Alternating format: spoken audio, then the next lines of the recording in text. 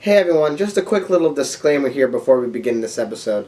Now, I don't know why this happened, but for this video and this video only, thankfully, my capture card glitched towards the end of the recording and corrupted all of the game footage for this episode. Now, luckily, I was able to recover pretty much all of the footage that was needed for this video, but the side effect of that is that towards the end of this episode, the frame rate takes a little bit of a nosedive. It's not horrendous, but it does drop off. I would say it's around either 20 to 30 frames per second as opposed to the 60 that most people are acclimated to seeing with gaming videos.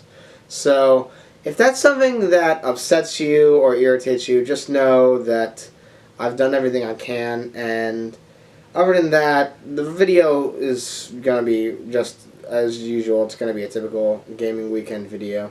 The commentary is still all together, and like I said, most of the gameplay is still all together. Just the frame rate takes a little bit of a hit towards the end of the video. But other than that, hit it, Matt!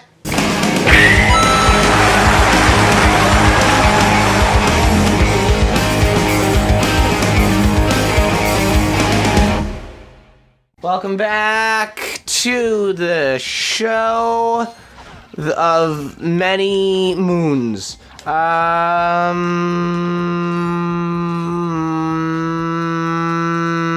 go to the store! So, I want to talk about this because it's definitely something that I think is worth discussing. And, I touched upon this in the last episode, but I didn't really explain myself very well. But that's me. That's typical me, which is I want to talk about the change in tone with the Ratchet and Clank series from the first game to the subsequent ones. Now, I am fully aware that change is necessary. And in most cases, I think it's a net positive. If you look at, say, the first Sly game, or the first Jak and Daxter game, right? And, Jak and Daxter is more controversial, people's opinion on it, but, say the first, Sly game, right?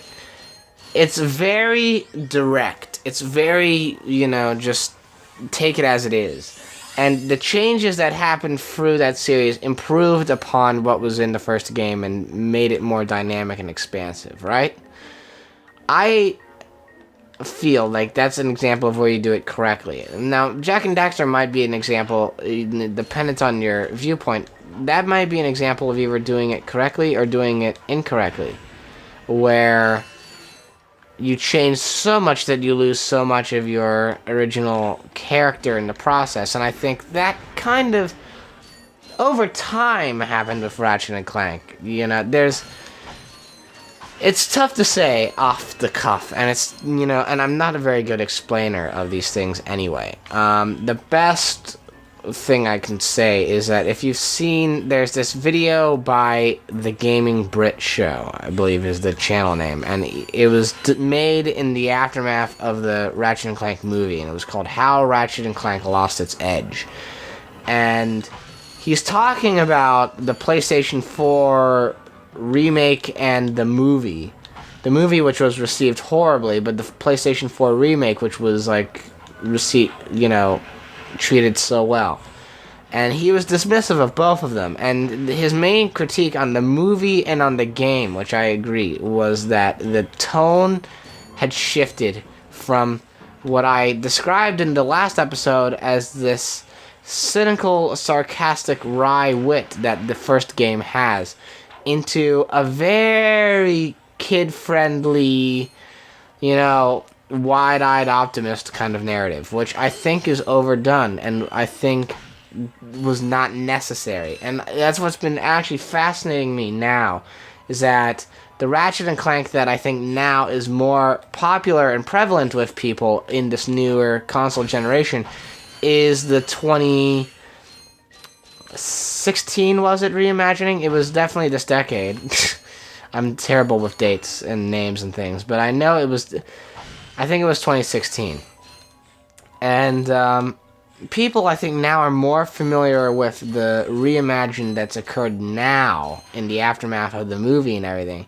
And I don't think, really, that it is the definitive depiction of Ratchet and Clank. I think it is an adaptation that works well for kids, but the slight adult edge that the humor and the tone of the original games had has been diluted over the course of the past couple of generations. And I don't know, I think that's a bit of a devolution in a way, but I guess, I don't know, when you've got a nice, like, you know, colorful, like, animal furry character, you know, the kids are gonna eat that up and love to see it.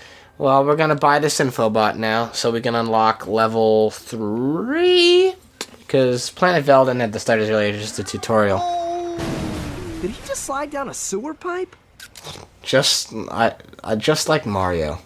Mayday, mayday! This is the solar ship Radical. Whoa! We'll be under attack from the planet's surface. Ooh! Kid, it looks like some sort of fireworks display. Probably in your honor. Whoa! That was close. Whoa! Ah! Pipe down, I can't concentrate. But we've been hit! An unexpected detour. When we land, I'll see if I can scare up an exhibition for you. We're not gonna live that long. Kid, let's M-screen! Eject! Eject! You think Otto made it out okay? Did you see that guy on the left? That was Skid McMarx. Does he know Captain Quark? I doubt it. He's a pro hoverboarder, always going off about how cool he is. Looks like he's in trouble. I'll say. I've never seen him look so freaked out. Ratchet seems a bit happy and excited by his potential death. To enter look-around mode, press and hold the L1 button. Oh, come on now. Help desk. Why would I want to look around and see the whole... Oh. You can also use your weapons and your wrench in this mode. Nah, that's crazy. Are you kidding? I cannot. Whoa! Wow. If you hold R1 as well, there's a targeting system! Ah, boosh! Oh, I can't whack the bomb glove ammo. Oh, that's unfortunate. So, that's pretty much it for Planet Novalis. I'm not gonna bother with getting the gold bolt. Like, I hope it's clear, if unless it wasn't, that it's not my goal to 100% complete any of these games. It's just gonna be a fun playthrough stuff. There may even be potentially games that I just never complete or finish even. You know, it'll be dependent on how I feel at the moment, and I gotta admit something to you all. I've never actually completed a Ratchet and Clank game, or I haven't even finished the first one, and I haven't played the sequels. That's on me. That's my fault, and I'm aware of it. All the missions are complete there, so let's go to Planet Kerwan to Metropolis. Don't you miss the days of when there were loading screens that were interesting? Not to say that loading screens were ever fantastic, they weren't, but still, like, there was something to be offered in the way that they had these, like, sort of, you know, traveling through the globe pre-rendered cutscenes from when all the levels had to load. It's exciting to a degree. So here we are at Metropolis, the booming, bustling bustle boom that is all so well known and loved. I think it's one of the few levels in the first game that has consistently reappeared in subsequent others, which makes sense to me. Let's actually, you know what? I didn't do this on Planet Novalis. I should probably do this now. Let's buy the... ooh, do I want the... Well, I feel like all of these could be nice ones. Let's go with the Pyroceter. Why not? Pyroceter. And, alright. Let's just buy it now. Yeah! So, now we got the flamethrower. So, let's get 20 ammo of that. I probably should have bought ammo for the Pyroceter, but why not? I didn't feel like it at the time. I hope I'm saying it correctly, too. I may not be. But who can say for certain these days what anyone does correctly? It's all... Get him! I've never liked... I'll be honest with you. I've never been a fan of the rocket launcher guys. I'm not a fan of their design. I think it's a bit creepy. This bit terrified me as a kid. Because you get on this bridge, and here comes the copter. And once you step on this bridge, it starts shooting you down with a machine gun. I mean, he stopped for some reason, but anyway. Take this, robot schnauzer. So anyway, hey, you. Alright, he's taken care of, but he's dropped a lot of landmines over in this general direction, so let's just, knock those out. I thought they would, I thought they would give me, bolts or something if I knocked them out. Clearly, I was wrong. And I will not make such callous mistakes again. There's probably more bolts up there as well. I'm going to be trying to get money. I will say that. I'm going to be trying to get as much money as I can. And I know the best way to do that later on in the game. And we'll reach that point when we reach it. Whoa, the trees. Okay. 18 processor. So I'm full up on my flamethrower. I mean, honestly, that's the thing. You might, I probably won't be buying too much ammo unless it's absolutely necessary. There are weapons that I use more often in this game than others, but I don't foresee the need to do that just yet. Oh! Well. Okay, there we go. Now let's see what's happening in here. Ratchet, that's the man we saw on the infobot. Remember? He knows Captain Quark. Hey, you're that robot guy, right? No, actually, I build robots. I myself am not a robot guy, per se. Oh boy! My turnips reached the third level of their growth cycle! My mom doesn't let us have radar. I saw young Phipps the other day. What did he have to say? Well, he said he's feeling much better and that the bandages should be off in about 2 weeks. Can I play with it? No, you can't play with it. You'll enjoy it on as many levels as I do. The colors. Nerd. I like him. Okay, in all honesty, I had like 4 different ideas for jokes that I could have used there, and I couldn't decide between which one I liked the best, so I just went to Fall 4. Hope you laughed! So, now that we've cleared that up, what can I do for you? Well, we saw your infobot announcement. You were with Captain Quark. We're trying to find Captain Quark. We thought you could help us. Your logic is commendable. However, I haven't seen Captain Quark since we shot that commercial. Say, do you run on standard XP18 sister boards? Version 7.66. Back at ya. I may be able to help you out after all. Big Al is always one of my favorite characters in this series. Since he's a 766, I could have the little guy up and flying in no time. Of course, I'll just need my fee for service. I don't know why, he just sticks with you. Maybe because he gives you this awesomeness. Hey, this won't hurt a bit. Hey, wait. Ratchet, am I cool now? Yeah, you the man, Clank. You're welcome. Like, the helipack is easily the best of all the things. Because now we're getting into the good stuff. Now we can jump, and jump like whoosh. You know, and really, like, make it just like vrp, and glide and everything. Just Try using the helipack's boost jump feature to climb these I kinda already did the help desk, but I guess I'll do it again. I know how this be. Vrp.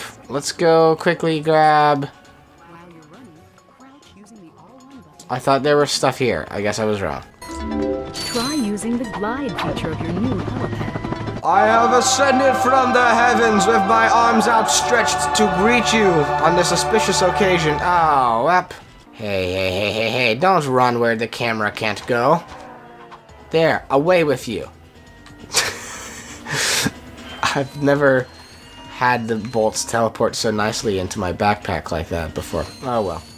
That's actually one of my favorite bits to do in this. Hey, don't fire your rocket gun at me. I'll knock you off again.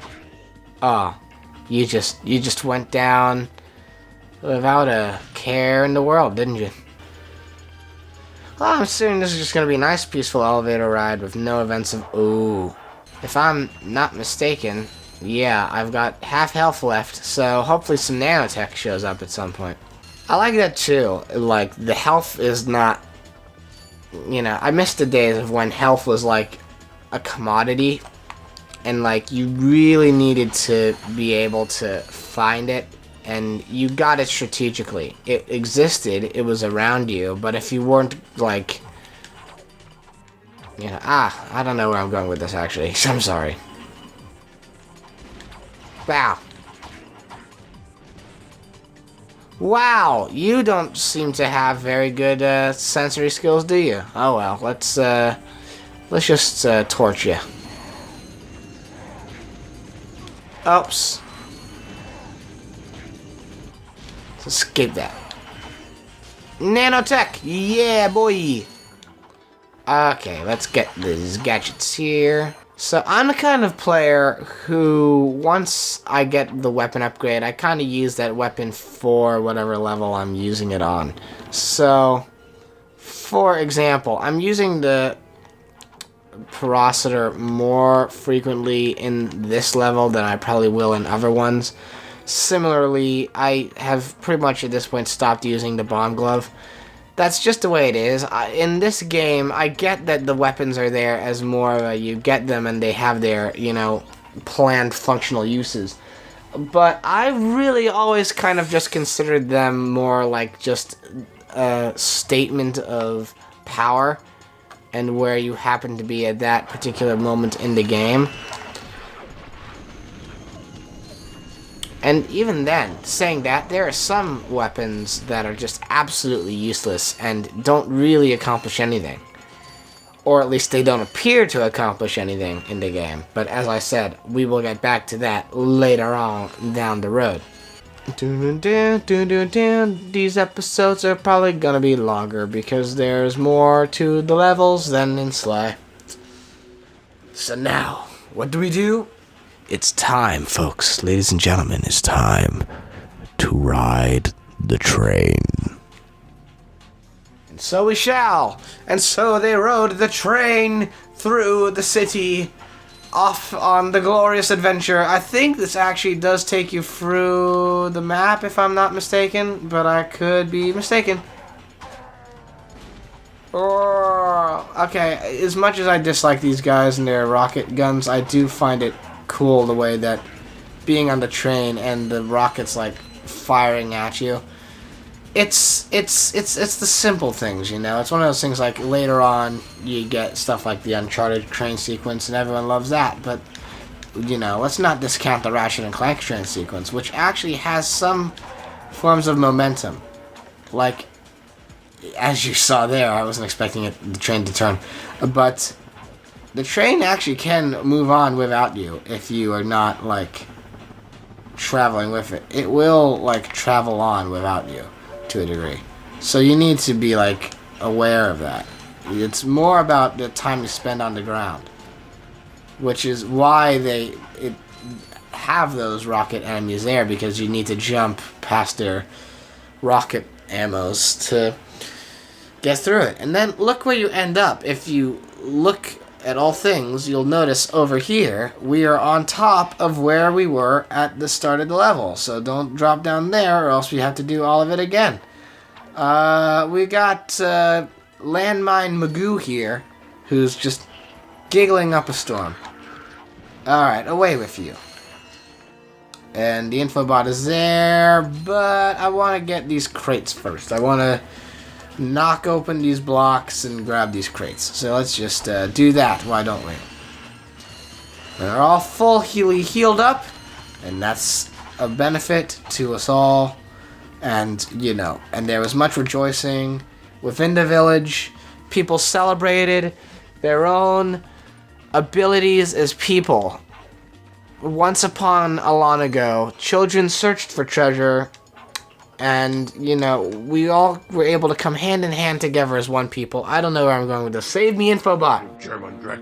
Dispense with the pleasantries, Lieutenant. Dispense with the pleasantries. Every villain says dispense with the pleasantries. I have no time for pleasantries. I'm evil. I'm all about business. I'm counting on you, Lieutenant. And as your former commander can tell you, I don't take disappointment well. Yes, sir. I won't fail. Oh dear. I hope he doesn't kill that robot. Other planet. Yeah, but if that's the kind of help he's getting, I don't think we have anything to worry about. You should not underestimate Chairman Drek. He is quite dangerous. Dangerous. And Captain Quark. Look, that lieutenant doesn't seem so tough. Let's take him out ourselves. Perhaps we can persuade the lieutenant to tell us where Drek is. Now you're talking. Yeah, I get it. Planet Eudora acquired. Fantastic. Well, we will not be going there next episode, but we will be doing other things in other episodes. So, wait a minute. Off in the distance. I think I see him. Is that Captain Quark? Is that Captain Quark right there? Are we finally reaching our end goal, like, plot of the game? Is this it? Have we reached our destination only now on level 2? Find out in the next episode, which you can see if you click that subscribe button, hit that bell to be notified about when new videos come out, smash that like button, share the video with your friends, and I'll see you all next week. Bye-bye!